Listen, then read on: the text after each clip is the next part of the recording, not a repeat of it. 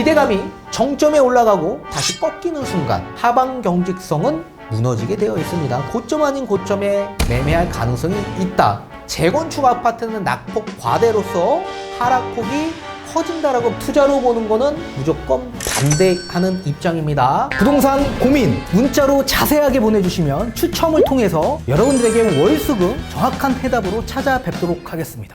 뒷번호 6387님께서 보내주신 부동산 고민입니다. 매일 놓치지 않고 강의 잘 듣고 있습니다. 지금은 용인 신봉마을 2차 40평대에 살고 있고 늦둥이로 어렵게 얻은 딸이 있는데 장모님이 같이 살면서 봐주고 계시고 장모님 저희 집 매도하고 돈 합쳐서 분당 시범 단지 같은 평수로 계획 중입니다. 장모님 집은 신당 삼성 32평입니다. 거래가 없어 우선 장모님 집 전세 주고 저희 현금 합해 갭으로 매수 생각인데 취득세 양도세가 걸려서 어떻게 하는 게 좋을까요? 라고 보내주셨습니다. 전문가님 답변 부탁드리겠습니다. 네, 일단 답변부터 드리도록 하겠습니다. 자, 지금 매도 자체가 잘 이루어지지 않고 있기 때문에 우선 전세 레버리지를 이용해서 분당의 시범사업단지 아파트를 선매수하는 방향이 어떠냐 이렇게 질문을 주셨습니다. 자, 그렇게 될 경우 우리는 2주택에서 3주택이 될 수 있는 방향이기 때문에 취득세가 중과 양도세는 비과세를 받지 못하는 조건이 발생이 될 수 있기 때문에 거기에 대한 고민이 있다라고 말씀해 주셨습니다. 자, 그런데 일정 요건만 충족이 되신다라고 한다면 취득세는 기본세율이 가능하고요. 양도세도 비과세가 가능해질 수 있습니다. 이건 뒤에 판서를 통해 좀 알려드리도록 하겠고, 다만 이렇게 세금적인 절세가 된다라고 하더라도 저는 지금 현재 분당에 있는 아파트 매수하는 거 반대 의견을 드리도록 하겠습니다. 좀 더 정확한 현황에 대해서 다시 한번 회사로 연락을 주셔서 말씀을 해주시고 대면 상담 다시 한번 신청하셔서 장모님과 함께 오셔야 됩니다. 배우자와. 따라서 다시 한번 계획과 전략을 수정해서 말씀을 해드릴 겁니다. 그래서 적절한 아파트로 갈아탈 수 있는 조건이 되는지 안 되는지 제가 한번 따져보고 되신다라고 한다면 다른 아파트를 좀 추천해 드리고 싶고, 그리고 만약에 조건이 안 된다고 한다면 저는 그대로 보유하는 쪽으로 의견을 드리고 싶습니다. 자, 우선 지역적 입지를 잠시 한번 살펴보도록 하겠습니다. 자, 용인시 수지구에 위치하고 있는 신봉마을 2차 자이아파트의 45평에 거주 중에 있다라고 하셨습니다. 요 성봉역 인근에 위치하고 있는 아파트입니다. 자, 그리고 지금 현재 장모님이 30평대의 신당 삼성 아파트에 거주하셨다가 여기에서 이제 자녀 때문에 우리 본집 지금 거주하고 있는 신봉마을로 같이 전입이 되어 있는 상태이다라고 말씀을 해주셨습니다. 그래서 요 신당 삼성 아파트를 전세를 좀 주고 그 전세 보증금과 우리 신랑분의 자본을 합쳐서 일단 선매수를 계획한다라고 하셨습니다. 그 선매수를 할 아파트 대상 지역은 분당 서현역 인근에 위치하고 있는 시범단지 아파트라고 말씀을 주셨습니다. 물론 좋은 지역이지만 저는 반대 의견을 드립니다. 자, 왜 그런지 뒤에 하나하나 설명을 도와드리도록 하겠습니다. 자, 지금 용인 신봉마을 수지구에 위치하고 있는 신봉마을 자이 2차 아파트에 거주 중에 있다라고 하셨습니다. 지금 거주를 하고 있는 상황인데 B라는 주택이 있다라고 하셨어요. 요 B라는 주택은 우리 아마 사연 주신 분이 신랑분이신 것 같습니다. 장모님이 거주했던 서울의 중구 신당동에 위치하고 있는 신당 삼성 아파트, 요 장모님 주택 30평대 주택이 있는데 뭐 제가 정확한 지금 가정사를 모르고 있기 때문에 뭐 장모님만 있다라고 가정하고 답변을 드리는 겁니다. 그래서 이 장모님 주택이 있는데 우리 자제분이 어려서 우리 자녀를 좀 케어하기, 손주, 손자를 좀 케어하기 위한 목적에서 이 중구 신당 삼성 아파트와 용인 신봉마을 자이 아파트 거리가 너무 멀기 때문에 이게 같이 전입해서 거주 중에 있다라고 하셨습니다. 아마 요 뜻인 것 같습니다. 자, 이런 상태에 우리는 같은 세대원으로 구성되어 있기 때문에 원래는 1주택이었지만 2주택이 돼버린 겁니다. 이렇게 질문을 주신 겁니다. 그죠? 자, 이런 상태에서 지금 우리는 요 두 채를 매도해야 되는데 매도가 안 되니까 우선 요 B라는 중구 신당 삼성 아파트가 아마 비어 있는 것 같습니다. 그래서 여기에다가 전세를 주고 그리고 우리 신랑 자제분의 이제 현금으로 같이 합산해서 C라는 주택인 요 분당 시범단지 요 시범단지 아파트 40평대라고 말씀해 주셨습니다. 요 아파트를 우선적으로 선매수를 하는 방향으로 좀 계획하고 싶다. 그래서 우선적으로는 전세 레버리지를 좀 이용해서 일단 선매수, 선투자를 하고 그리고 후 전입하는 방식으로 말씀을 주신 겁니다. 뭐 당연히 좋은 아파트이기 때문에 우선 먼저 매수하고 나중에 천천히 매도하신 다음에 전입하는 방향, 이런 방향으로도 선택을 하실 수가 있겠죠. 자, 근데 이렇게 우리가 방향성을 계획한다면 지금 우리는 2주택인 상황입니다. 그죠? 같은 세대원이기 때문에 2주택인 상황에서 3주택이 되는 방향입니다. 자, 그럼 어떤 일이 생기냐면 말씀 주신 대로 취득세에 대한 부분, 이 취득세가 중과가 적용이 됩니다.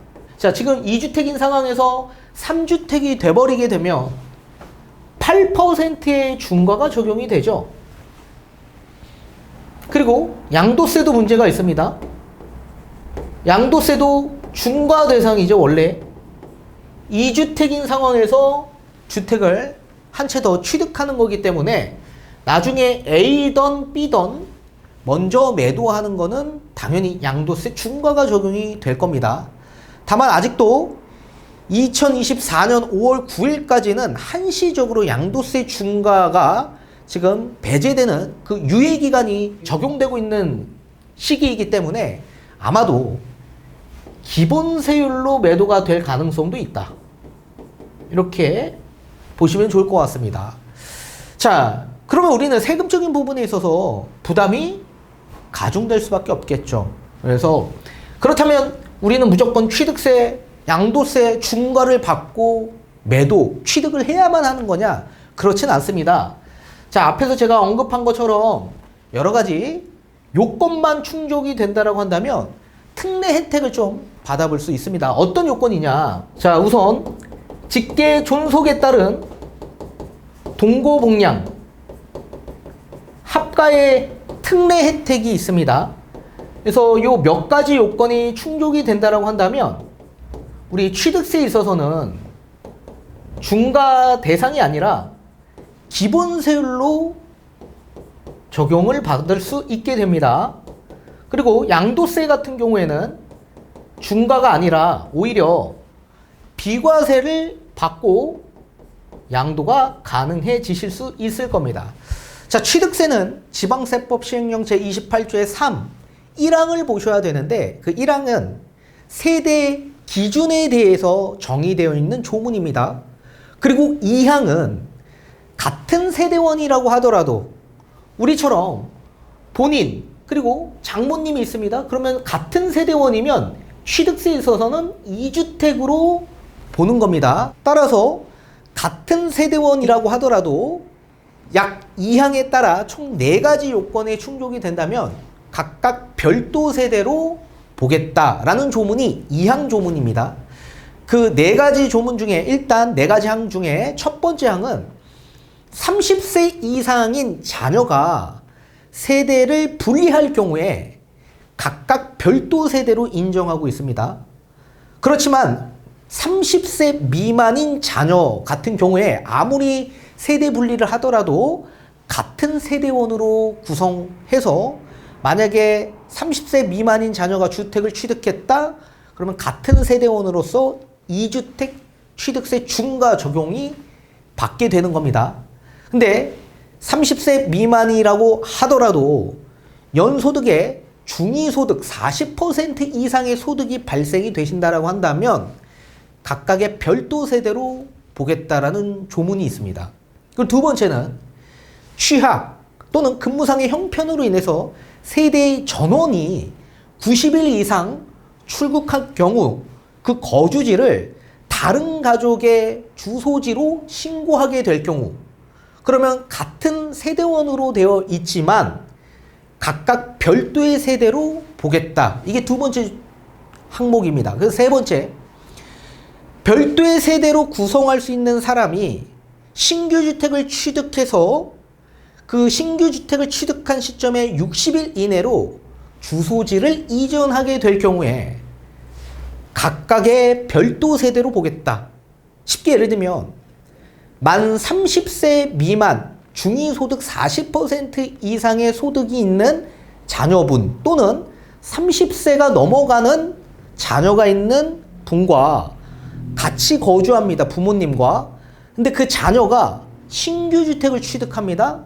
그러면 같은 세대원이기 때문에 2주택 취득세 중과가 적용이 되지만 신규 주택을 취득하고 60일 이내로 그 자녀가 주소지를 이전한다면 60일 동안은 같은 세대원이지만 별도의 세대로 보겠다라는 조문입니다. 그리고 마지막은 직계 존속 가운데서도 65세 이상이 되신 직계 존속과 동고복량으로서 합가를 하게 될 경우에 같은 세대원이지만 각각 별도의 세대로 보겠다. 이게 네 번째 항목입니다.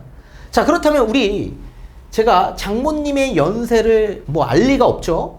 만약에 장모님의 연세가 65세 이상이 될 가능성이 제가 봤을 땐 높아 보입니다. 그럼 만약에 65세이다. 만약에 장모님이 아닌 장인어른이 계신다라고 가정한다면 두 분 중에 한 분만이라도 65세 이상만 넘어가면 동고복량을 하게 되고 합가를 하게 되면 우리는 각각 별도의 세대로 보겠다라는 얘기입니다. 그러면 장모님은 장모님 주택, 우리는 우리 주택 1주택으로 보고, 따라서 시주택을 누구 명의로 할지 모르겠지만 만약에 시주택을 우리 신랑 또는 배우자 명의로 하게 될 경우에는 1주택인 상황에서 2주택을 취득하는 거기 때문에 기본세율이 적용이 되는 겁니다.